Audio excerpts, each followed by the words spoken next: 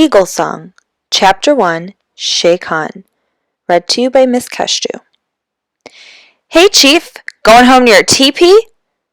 Danny Bigtree clenched his fist but kept walking. The November wind was cold against his face. It blew his long black hair over his eyes. He thought again of cutting it short. If he asked his mother to cut his hair, she might look at him in that way that she had. She wouldn't tell him no, though. Even though her eyes might question his decision, he knew she would cut it if he asked. But he knew, too, that even with short hair, he'd still be noticed. The other boys would still say things like that. That's how it always is here in Brooklyn, especially if you were different. It would do no good to say, as he had once said to them back in September, "I'm not a chief. We're Iroquois, and we've never lived in teepees.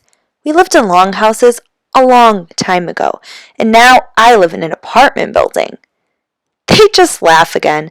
Then Tyrone and Brad would ask him where his war pony was. None of the boys followed him.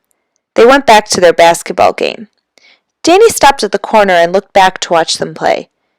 He wasn't really interested in basketball, but the way they played, it almost looked like fun.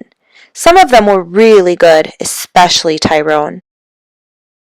While Danny watched, Tyrone bounced the ball, cut around two of the other boys, jumped up and drew the ball in a high long arc. It swished down through the basket. Brad, Tyrone's best friend, came over, and the two boys slapped their palms together in a high five. Danny sighed. He'd never played much basketball on the reservation. Lacrosse was his game, but nobody here played lacrosse. Danny found himself thinking again of what it had been like up at Akwesasne. The wide St. Lawrence River. He knew it was so polluted from the factories on the Canadian side that no one could fish in it anymore, but in his memory it was beautiful. Akwesasne. Fields and woods to play in, lots of other Indian boys who looked and talked the way he did. Akwesasne. The name was so much better than Brooklyn. Akwesasne meant the place where the partridge drums. He didn't know what Brooklyn meant. There had been plenty of reasons to leave Akwesasne, though. No jobs was one. It was because of the lack of employment that men like his dad traveled all over the country to do iron work. When his mom had finished her social work degree and been offered the job at the American Indian Community House in Manhattan, she hadn't hesitated. It would be a better life, she'd promised. So far for Danny, it hadn't been. He went down into the subway entrance, and when he was on the train, he closed his eyes. That way, he couldn't know if anybody was looking at him. If he kept his eyes closed long enough, he could imagine himself riding on the back of an eagle that would take him away from Brooklyn. It would take him away from schools and tenements and people who made fun of him because he wasn't the same as them. It would take him to a place where there were other people like him and his parents, a far-away place. If he closed his eyes long enough, the roar of the rumbling wheels would become the sound of the waters of the St. Lawrence River going over the stones. The squeaking of the metal of the car would become the songs of birds. But he couldn't keep his eyes closed too long. If he fell asleep, he might go right by his stop again the way he did last week. Then he wouldn't be able to get home before his mother. She would go to Mrs. Fisher's apartment to pick him up, and he wouldn't be there. His mother wouldn't say anything to him if he came home late, but he'd be able to tell from the look in her eyes that she had been worried. She already worried enough about Dad and the dangerous work he did every day, 50 stories or more above the earth. Danny didn't want to add to her worries, so he let the sounds of the birds and the clear river flow away from him. 2 stops before his station, he opened his eyes, and when the familiar letters that spelled out the name of their neighborhood came into view, he stood up in front of the door and got out onto the platform. When he came out of the subway station, he kept his eyes down on the sidewalk, not looking up at the windows. He could imagine people looking at him from those windows, pointing and laughing. Danny reached his building. He put his hand down the neck of his sweatshirt and found the beaded string on which the door key hung. At the top of the stairs, he put up his fist to knock at Mrs. Fisher's door. A neighbor, a retired lady, gave Danny a snack and kept an eye on him till his mom came home. Sally Bigtree worked until 5 every day at the American Indian Community House.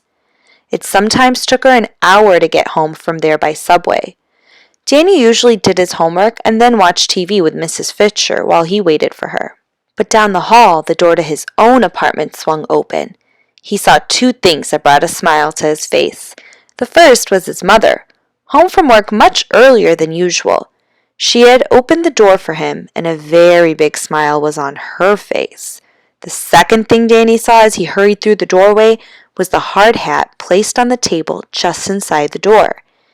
Painted on the steelworker's cap was a wide-winged eagle sitting on top of a big pine tree. "Dad is home!" Danny said. "In the shower," his mother said. "His crew got done on that building in Boston early. He came to the community house to surprise me. Rosemary told me to take the rest of the day off. I was all through writing my proposal anyway." Danny's mother cocked her head as she looked at him. "You are grinning like a raccoon," she said. "So are you," said Danny. "So am I," said his mother. Then she leaned over and hugged him so hard that his feet came off the ground. Danny hugged her too and let her lift him up. His mother was very strong. She was almost 6 feet tall, taller than his father. He thought about how his father always teased his mother about her strength, teased her in a way that made her feel good, even though she would pretend to ignore him. "Careful there, you're going to break his ribs," boomed a voice as deep and familiar as the beat of a drum. Richard Bigtree came out of the bathroom, still drying his own long hair. That hair was as crow-black as Danny's, except for the places it was flecked with white on his temples. Danny's father was bare-chested and built like a bear. His body was as strong and as round as the trunk of a big pine tree. Danny's mother dropped him, and Danny ran over to his father. "Shikhan," his dad said, speaking the Mohawk word of greeting, the word for peace. "Shikhan," Danny answered, a little catch in his voice as he said it. "You know why Iroquois men always listen to the woman, son?" his dad said, his arms around Danny. "No, Dad, why?" Danny said, going along with the joke. "It isn't just that they are usually wiser than the men," his dad said. Then he paused again. Danny's turn. "It isn't, Dad?" "And it isn't just that the women own the households and choose the chiefs."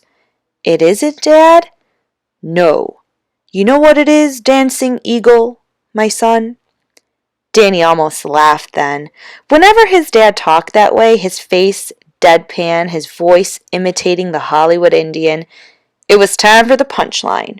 Danny knew what to say next. "No, my father, what is it?" "We Iroquois men always listen to the woman because if we don't, they will beat us up. Look out, here comes one now." Danny's mother grabbed his dad, pushed him back onto the floor, and began to tickle him. "Help me, my son, help me!" his dad cried in a high, funny voice. Danny jumped in to help. Somehow, it ended up with both his mother and his father tickling him. Then, when he had laughed so much it started to hurt, the 3 of them just stayed there on the floor, their arms around each other.